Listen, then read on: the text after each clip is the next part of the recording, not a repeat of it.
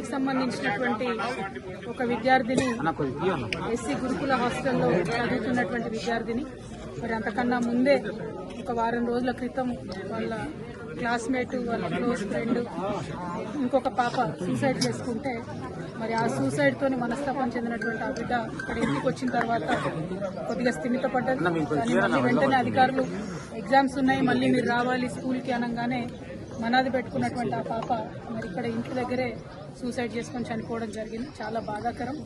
ఇటువంటి సంఘటనే గత 2 వారాల క్రితం భువనగిరిలో బీసీ హాస్టల్లో 2 ఆడపిల్లలు సూసైడ్ చేసుకోవడం చనిపోవడం జరిగింది.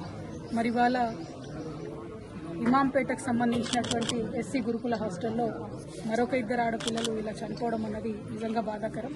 ప్రభుత్వాన్ని చేతులు జోడించి విజ్ఞప్తి చేస్తూ ఉన్నాం, కొంచెం రివ్యూ చేయండి ఏం జరుగుతుంది. 10th క్లాస్ పిల్లలు మరి ముఖ్యంగా ఎగ్జామ్స్ టెన్షన్లో ఉన్నారా,